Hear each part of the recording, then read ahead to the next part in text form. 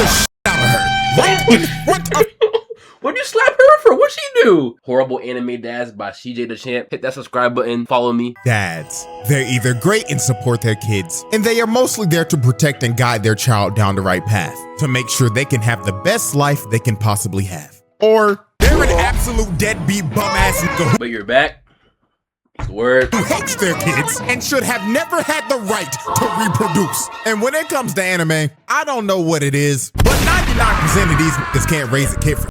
It's like they're allergic to being a good dad. So today I got a little different video for y'all. Today we're taking a deep dive and taking a look at some of the worst fathers in anime history, with an honorable mention. Because if I'm talking about bad dads in just animation period, this is gonna make the cut every single time. So we're gonna start from the top. And the lower we go, the worse they will get. It's like we're simulating hell for how much hell these fathers put their kids through. So without further ado, first up on the chopping block, Jing. good old Jing. Now we're starting off with Jing because everybody else on this list is 10 times worse than him. But it doesn't change the fact that this man Jing is the It's crazy to be a 10 times worse father than a who wasn't even in his son's life. That's just insane. king of the deadbeats. Like when it comes to deadbeat dads in anime, Jing is easily the first nigga everybody thinks about. And I mean, the evidence is there. I mean, we all know the running joke. This man dropped his son off at his cousin's house and named him Gon, because that nigga was 30 seconds later. This man is a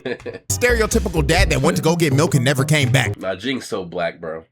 Is that racist? Maybe, but he's so black, bro. Bro really dropped off a whole baby and the child support bill on Mito because he knew he wasn't trying to pay that shit. And I ain't gonna lie, if Jing was my dad, I really hate this It's crazy because ain't that nigga rich, bro? Aren't all hunters mad rich because they're hunters? Like, nigga. Because if he passed this ziggity zag ass hairline down to me, boy, I'd be sick. This man deserves the absolute worst for. I mean, like, if we're gonna like think about it in anime terms, like hairlines in anime don't get straighter than this. Like this is actually a crisp anime hairline. The absolute worst for making his son inherit this shit. But besides all this man didn't come to see his son or contact him for 12 whole years. The only stuff he left for Gon was a cassette tape, a rusty ring, and a memory card for a PlayStation off of Craigslist, or a game that he created that you could buy in. I kid you not, the nigga deadass left a message on a cassette tape that said, "Hey, Spark, so, you wanna find me? Well, I don't wanna see you, little nigga. Matter of fact, don't even chase me, little nigga. I'm gonna be so real with you. But, if you do become a hunter, then beat this game that I made called Greed Island. It's basically Sword Art Online. So that means, don't die in that bitch." Oh, Jesus! I think somebody just died. But, you'll be fine. Anyways, though, you beat that? Then I'll maybe finally talk to you. Well, good luck, sport. But I'm gonna be so... Bro, and then his condition for seeing him was like, after he beat Greed Island, he was like, you can see me, but don't bring no friends. Like, if you bring any friends, bro, I'm not trying to see you. Like, damn, you have no friends, bro? Real with y'all, the shit that really pissed me off about Jing, in the moment that showed everyone that this nigga ain't shit, was when Gon was in the hospital. Now, Gon was fighting for his life after his fight with Pito. He was on life support and he was about to die. And Jing did not bother to visit him once when he was literally across the street. Not even a 5-minute walk. The lazy bastard didn't even want to go to the hospital to see his son that could have died. Like I'm telling y'all, when Leorio called this man out in front of everybody, it was pure satisfaction. Bro got on the mic and was like, I got a question for Mr. Jing. Hey yo, why haven't you gone to visit your son, you bum ass nigga? You deadbeat musty dressed in rags, bitch. You out here. He talking that shit. Loki, right though. He is a deadbeat ass nigga. You know what I'm saying? Leorio was def clicking on this, bro. And then he punched him through the stand or through the microphone shit. That was kind of hard. So a question for people you don't even know. Meanwhile, your own flesh and blood is about to die. So answer the question, hoe ass nigga. Why have you not gone to see your son? And after Leorio called him out, Jing replied with, "Man, he got enough friends. He'll be fine. Did he even say he wanted me to come in the first place?" And the fact that this man Jing said that, does he even want me to come, while Gon can't even say that shit because he's in a coma, pissed Leorio off to the point where he said, "Fuck it," and smoked on this nigga, lifted him out of his seat with a Shoryuken. And when this happened, I kid you not. Nah, punched the hell out of that nigga, bro. Punched him up into the air, looking at the sky, looking at the ceiling, looking at the clouds. On this nigga, lifted him out. Bro, and didn't Gon pull up when he was healed to this very location and Jin try to act like this nigga ain't exist? Yeah, bro, your brains, bro, fries, bro. Never nut again. Out of his seat with a Shoryuken. And when this happened, you know what I'm saying? For y'all reading in chat, bro, care about your nuts, bro. You know what I'm saying? If you nut and the nut, you know what I'm saying, turns into more than just a nut, you know what I'm saying?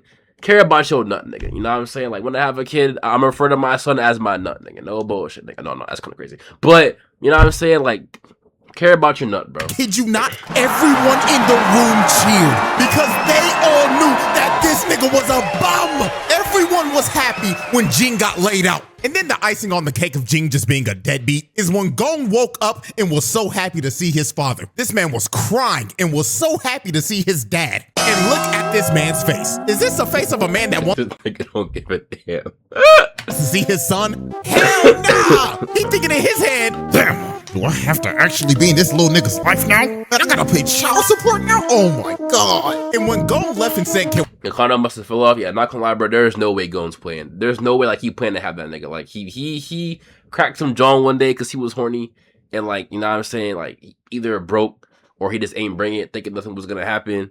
You know what I'm saying? And he took the kid, bro, drop it off at his cousin's house and did, bro. Like there's no way Gon was playing. When we talk again, this man Jing was like, I don't know. And everybody in the room booed him, calling him a deadbeat and a bum ass nigga like they should. And this man Jing was ready to swing on everybody like, bro. But yeah, Jing is easily the king of the deadbeats. But like I said earlier, there are dads 10 times worse than Jing. And next up is a dad that abused his whole family.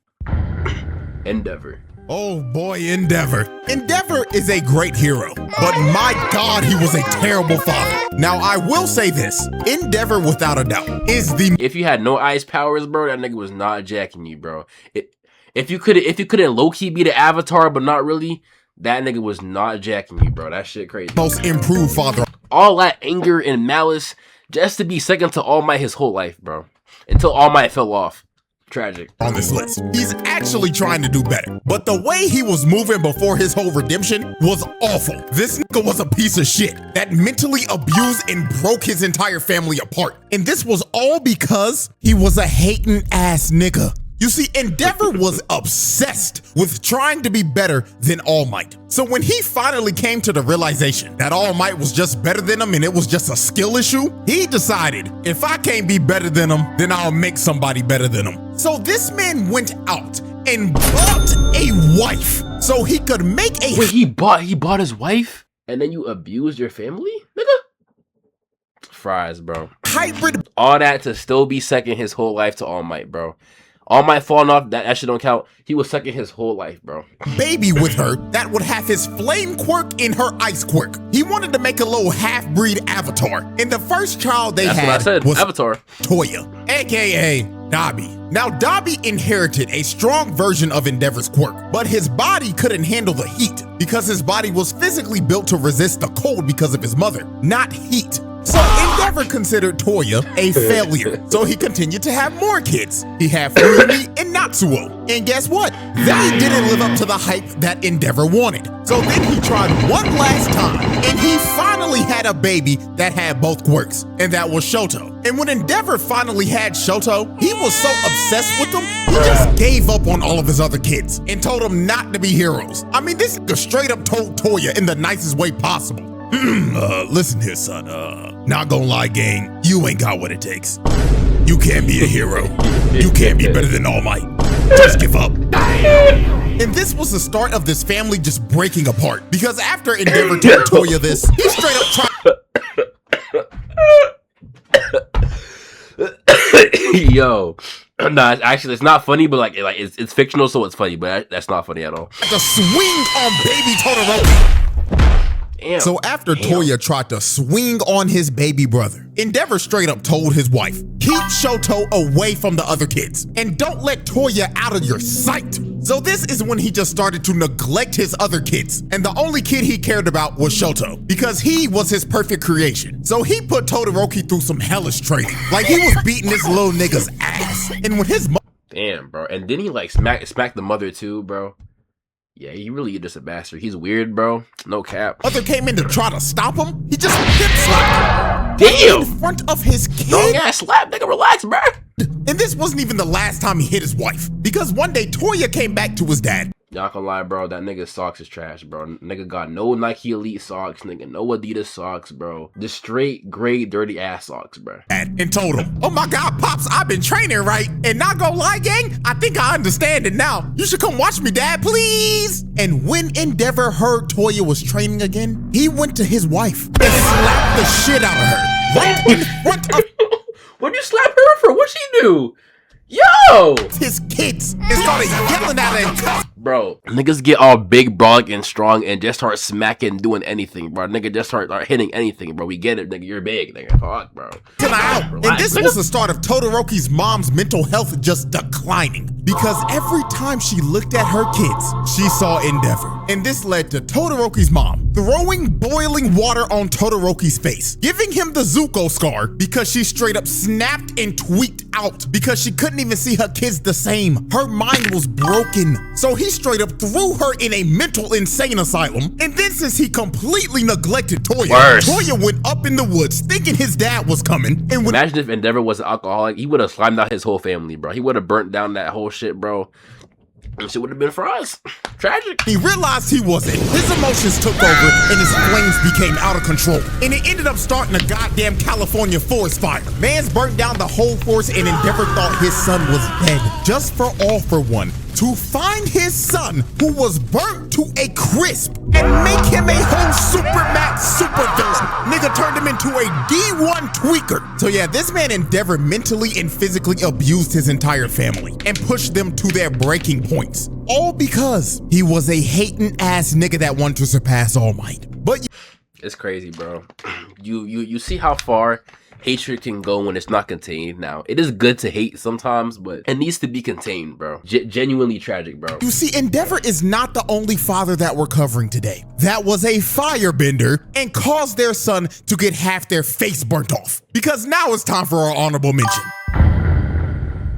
Now, Ozai, I mean, he's not an anime, but fuck it, I guess. y'all should have known damn well. If I'm making a video about bad fathers, this man Ozai will make the cut every That sharp ass beard, nigga. Yeah, he's a tragic father, bro. single time. Ozai is just flat out one of the worst fathers in fiction. This man is an actual evil narcissistic psychopath. And the way he treated his kids, whoa boy. There was a reason Zuko was a depressed dickhead and Azula was a psychopath. It all goes back to their father. So first, let's start off with Zuko. And we have to dive all the way into the comics for this. Now, the whole family was having dinner, right? And Azula was talking about how she set her firebender's teacher's pants on fire. So Ozai, of course, was glazing Azula because she was clearly his favorite child. And he was straight up enabling Azula's bad behavior. Talking like, your teacher sounds like a fool. I'll have him sent back to the colonies. So Zuko chimed in and said, Yo, what? he's not a dummy. He just thinks that proper firebending has to start. Ozai cut Zuko off and he is pissed. And he says something that a father should never say to their child. He told Zuko, how dare you lecture your sister on firebending? You know, little nigga, let me let you in on a little secret. When you were born, we weren't sure if you were a bender at all. You didn't have that spark in your eyes. I planned to cast you from this palace. How embarrassing for a prince of the Fire Nation to have a non-bender as a firstborn. Lucky for you, little nigga, your mother and the Fire Sages pleaded with me to give you a chance. Azula on the other. Damn, he said all this? And they ain't put that in the actual show? Yo, why he flame, bro? All he did was be a normal nigga. He just flaming his ass, bro. And never needed that kind of luck. She was born lucky. You were lucky to be born. Oh! Yo, not gonna lie, bro. If my boss ever said that shit, we fighting, bro. Once I get nice, once I get strong, we is fighting immediately, bro. that's actually crazy as fuck. This man snapped on his child at the dinner table, bro. He basically told Zuko that he ain't shit. And you were lucky that I felt like blowing your mama's back out to make you. But it just keeps on getting worse from here, bro. Because the next awful thing he did to Zuko was, of course, the Agni Kai. So this all started. Oh yeah, the Agni Kai, he flamed that nigga, burnt him, and then banished him to go find the Avatar, who was gone, who niggas wasn't even sure was alive.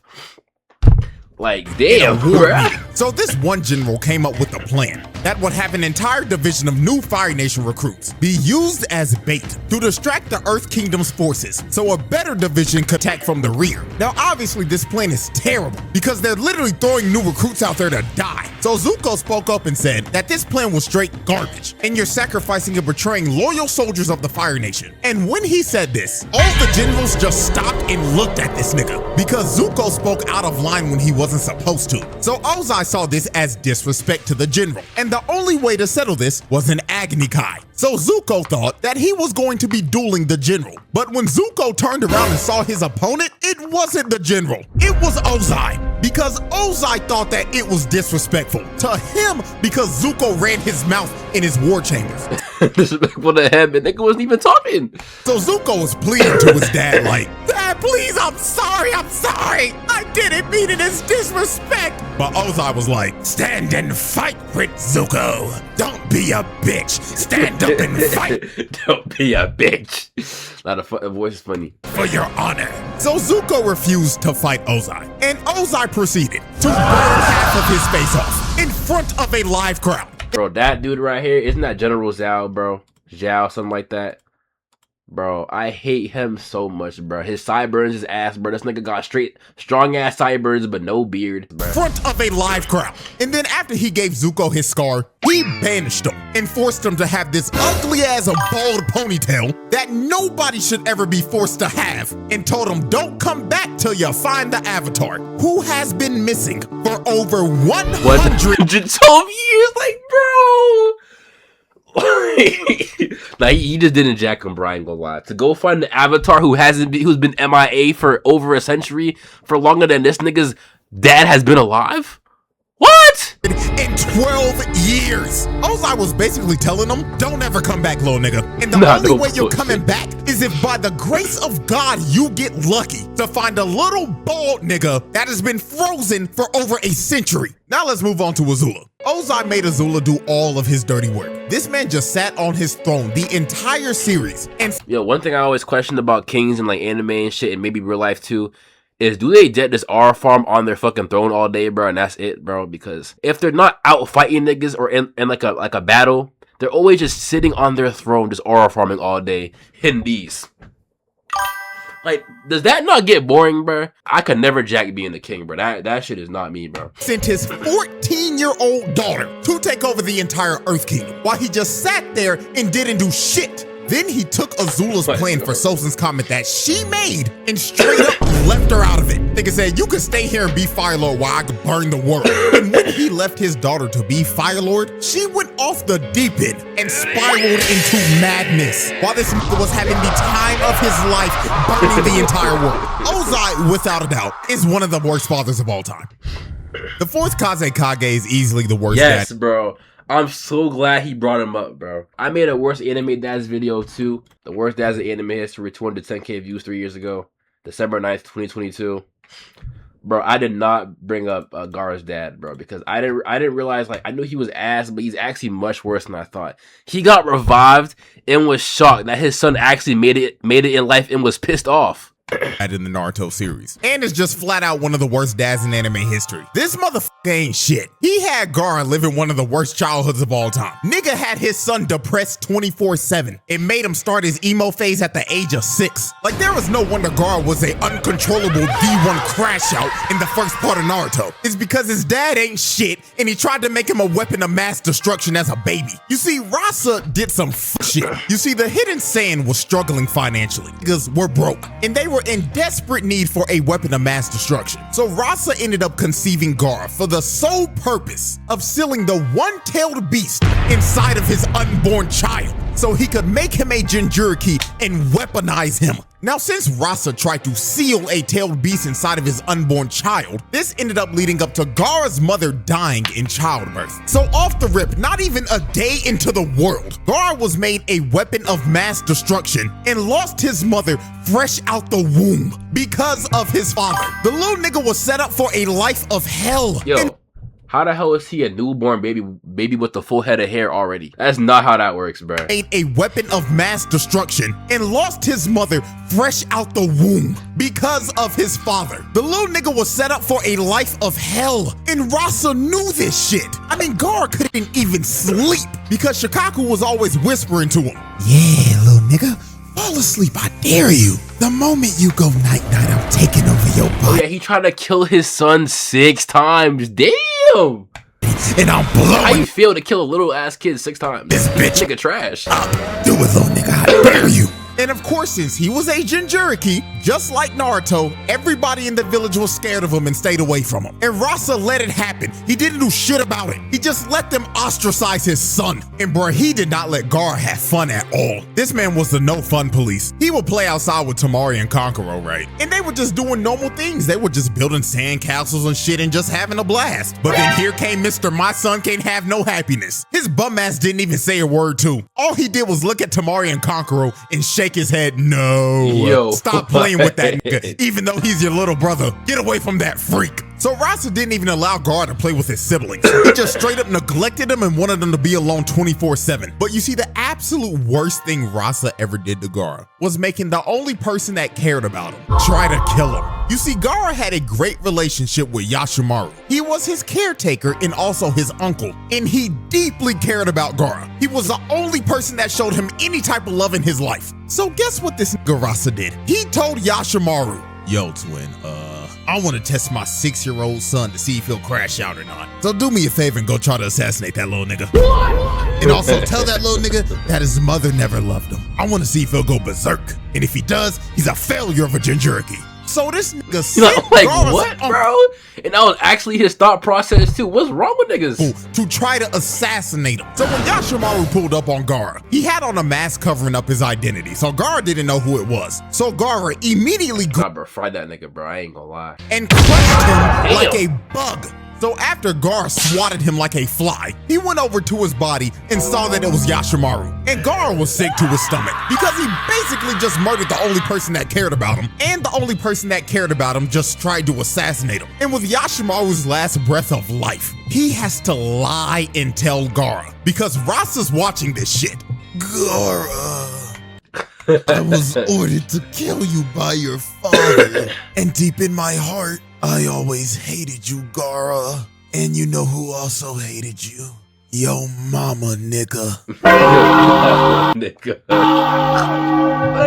So Shikaku took over and Gara ended up going berserk. And Rasa watching this the whole time is like, looks like the child is a failure. My son is fucking useless to me now.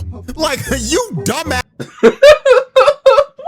What, bro? He said of the only person who ever loved him to slime him out so we could find out, asking, wondering if he went berserk, and was like, yeah, he went berserk, fries. Ass nigga. Bro really expected a 6-year-old to somehow control his emotions and not go berserk after his uncle came and tried to assassinate him, then told Nah, niggas dead stupid, bro. What is his thought process at all, bro? him in his dying breath that he always hated him and his mama hated him too. Like, nigga, how And thought he wouldn't go crazy? Like, bro, did you expect anything different? The 4th Kazekage was a brain dead idiot. And I ain't gonna lie, like, he's actually, bro, like the most stupid nigga I've ever heard of in my life. Like, I can't believe I'm about to say this, but shouts out Orochimaru for sliming this nigga out. It is the most noble deed he did in the entire series. Cause Rasa had to go. This motherfucker wasn't shit. Then Smoke Judge. This nigga is just as stupid. So who's the biggest sack of shit in One Piece? Obviously, you know you got your celestial dragons and everything. But right under them is this motherfucker Judge. This man had Sanji living in hell. All because he was a normal human being. You see, Judge wanted all of his kids to be perfect weapons for Jarma 66. And he went to the lengths of genetically altering his kids to the point where they would lack any type of sympathy. Warmonger, who terrorized the North Blue and wanted to conquer all of it to restore the German Empire to its rightful glory. Now, Sanji was the oddball of the family because he actually had emotions and was just a regular human because of his mother. Yet. Because when she was pregnant, she took a drug to try to stop the genetic mutation that Judge was trying to do to their kids. Now, this made her bedridden and she ended up dying because of this. And it only worked for Sanji. His other 3 brothers was some emotionless dickheads because of the genetic mutation. So Judge put all of his kids through intense training. And during this training, Sanji always fell behind. So when Sanji was basically failing every single training exercise, Judge became disgusted with Sanji. He was so disgusted with this little nigga that he would let his other brothers beat the shit out of him. And he wouldn't do anything about it. Sanji would cry for his dad's help. But Judge would just look at him and tell him, man, little nigga, if you don't get your ass up, quit being a crybaby and bitch. I can't believe you got my blood in you, you fucking disgrace. And his brothers continued to beat the shit out of him. They would do this every day and Judge would just let it happen because he didn't care about Sanji. The only kids he cared about were his sister and his brothers. And my God, when Judge figured out that Sanji's hobby was cooking, ooh, this nigga did not like this shit at all. Sanji was making food for a mouse, right? And the mouse was tearing that food up. But then Judge barged in the room and just started yelling at him like, Sanji, are you cooking for them ass rats again, boy? I thought I told you to cut that weak ass shit out. So he walked over to the plate of food and threw that shit out the window, along with Mickey Mouse. He killed that nigga. Then he told him, don't ever cook again. And if I catch your little ass in that kitchen one more time, I'ma whoop your ass. So it got to the point that Sanji just continued to fail at everything. And Judge just decided to consider Sanji a failure. So this man did one of the worst things I've ever seen. Judge decided to fake Sanji's death. And he threw him in a dungeon and did do that, bro. Locked a metal helmet on his head and just locked him up forever so he never had to see him again. And he stayed in this cell for 6 months. And while he was in this prison cell, his brothers would go in there and just beat the crap out of him for no reason. I ain't gonna lie, bro. When I saw that backstory, I watched One Piece twice. Bro, I got so angry seeing that, bro. Reason at all. They would just do this for fun. So this got so brutal that his sister couldn't take it anymore. So she just broke him out so Sanji could run away. Now when Sanji was trying to make his great escape, Judge found him trying to leave. So Sanji stood up to Judge and told him, I'm leaving.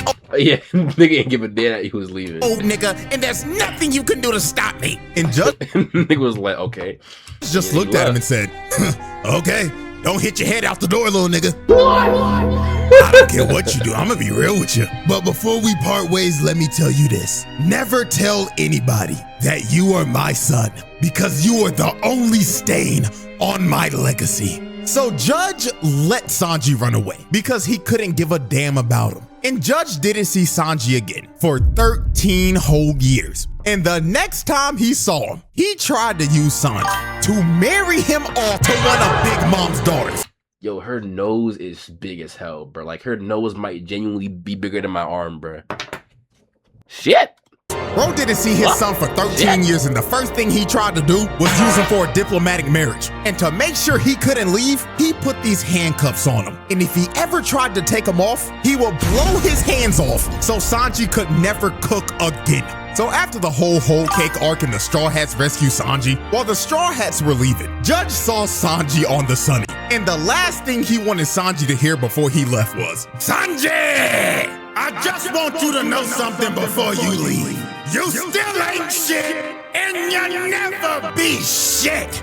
Not gonna lie, gang. If your pops was talking to you like this after years of abuse and neglectment, ain't gonna lie, you might have to slime that nigga because that's insane. Judge rightfully earned his reputation as one of the worst fathers in anime. Shou Tucker. Yeah, he's definitely the second worst after Yujiro. Oh boy, oh boy. Ladies and gentlemen, we've reached the final father we will be covering today. Oh, he's the final one? He beat this Yujiro? What the hell? And this motherfucker, Shou Tucker, is the top 1 worst father in anime history. In my personal opinion, he's... Oh shit, that nigga CJ got the barrel twist? In my personal opinion, he's the worst. Now, if you've never seen Full Metal Alchemist and you don't know who this nigga is, I'm warning you right now. This shit is about to get dark. So, Shou Tucker was a state alchemist that was known for his work. Oh yeah, that's Rash, nigga. He got the spooky music. He got a little slow rise up to his face. Yeah, bro. Y'all, if y'all know Shou Tucker, y'all about to know Shou Tucker. About chimeras. And Shou famously got his state alchemist license for making a chimera that could speak the human language. And he did this 2 years ago. So when we first meet Shou, he just looks like an average run-of-the-mill middle-aged dad who's had a couple of midlife crises, as we can see clearly from his hairline, because that shit's receding like a motherfucker. But Shou had a daughter named Nina and a dog named Alexander, and they looked like a pretty happy family. Now the house was nasty as hell. The dishes look like they ain't been washed in a week, and the shelves look like they haven't been dusted. That's the first sign, the nasty ass dishes. If you go to somebody's crib and their dishes is all messed up and nasty, you have an idea of where they're at mentally. Did in ages. And Shou says the reason why the house is like this is because his wife left him and his daughter, and she left them 2 years ago. So after Ed and Al met Shou the first day, when they were leaving, Shou was informed that assessment day was coming up. And assessment day is an evaluation to see if you can keep your state alchemist license or not. And last assessment day, Shou laid an egg. That nigga failed. So this next one coming up was make or break for Shou. Because if he did ass on this next test, he would lose his state alchemist license. So the next day Ed and Al came over, they came and played with Nina and Alexander. Cause Nina was sad because her dad was locked up in the lab the whole day. Cause he was contemplating what could he possibly do to pass the next evaluation day and not get fired. So Shou came up with one of the most sick, vile, disgusting, disturbing ideas ever. When Ed and Al left on the second day, this nigga told— Oh no, bro. Oh no, bro. Never trust a nigga who has glasses and you can't see their eyeballs through the glasses. I've got a great idea. Do you want to play with daddy tomorrow? And of course Nina was happy because she was finally gonna get time to spend time with her dad. But this was not gonna be fun father-daughter time like Nina thought she was about to have. Because the time she was about to spend with her father was about to change her life forever. So when they first came in the house, nobody was there to greet them. So they decided to look around to see if they could find anybody. So they went down to the laboratory and they found Shou in there with some type of creature. So Shou greets them and tells them, "Boys, I've finally done it. I've made a chimera that can speak and understand the human language." So at first, Ed and Al were happy for him because this looked like the scientific breakthrough that Shou needed to pass evaluation day. So Shou told the chimera to introduce yourself to Ed. So the chimera started speaking to Ed, saying, "That person, Edward. That person, Edward." And then the last thing the chimera says made niggas sick to their stomach. It said, "Big brother Ed." And look at Shou. Look at how he is. Yo, why he standing like these, bro? Nigga standing like these, bro. Just in the corner. Glasses hella shiny. Pants hella dark, but also shiny because of the lighting. Why he posing like this, bro? What the fuck? Yo, you see his nose, even through this dark ass room, you see his strong ass nose, bro. Nigga, everybody got a yam nowadays. Stated. Bro doesn't even look human right here. I'm gonna be so real. So then to make sure Ed wasn't tripping, he asked Shou, "When did you get your state alchemist license?" And Shou says, 2 years ago. Then Ed asked him another question. "When did your wife leave?" And Shou states, let's see. That was about 2 years ago as well. So then Ed asked him one. Ed put two and two together. Basically, he's about to say it, but he turned his mom into something to get the license and turned his daughter into something to get the license too. So basically, he's cooked in the head, bruh. The final question. He asked, "Where the fuck are Nina and Alexander?" And he tells him, "Oh, can't you tell? They're in this room with us right now." Oh my goodness! And it all clicked from there. This nigga made Nina and Alexander do the fusion dance and turned them into motherfucking dog nigga. And guess what? The wife, yeah, she ain't leave, nigga. It's crazy because there's actually a manga called Dog Nigga. Like, he ain't even lying, bro. Like, literally Dog Nigga. And like, it's actually a manga, bro. And like, apparently he goes around and like fucks niggas or something like that, bro.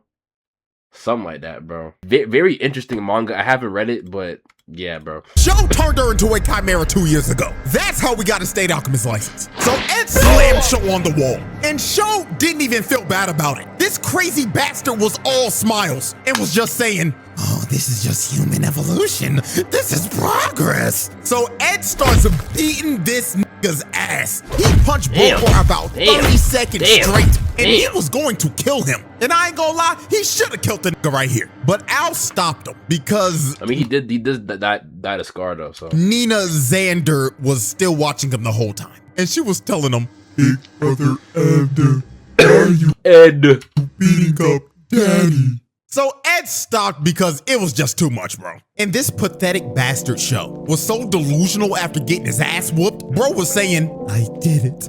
I made it in time to keep my alchemist license. Dude didn't even care about his daughter or the sick ass shit that he just did. All he cared about was keeping his status as a state alchemist. So obviously they arrest this sick ass nigga and put his bitch ass on house arrest. And while he was locked up in his house, Scar broke in. So he walked up to Shou and did what needed to be done. He gripped this ugly ass nigga by the face and electrocuted him, sending his ass to the bottomless pits of hell. And then after he boomed Shou, Scar just decided the best thing for Nina was to just put out her misery. So he kills the fusion of Nina Xander. So yeah, man, this man Shou is a sick nigga. He turned his wife into a chimera, then made his daughter and the dog do the...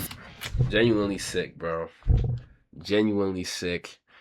Definitely not the worst father in anime though, but he's definitely in GOAT debates for sure. He's definitely in GOAT talks. Fusion dance. Like, there was a reason this man is universally agreed upon as the worst father in anime history. I better not see Goku nowhere here, bro.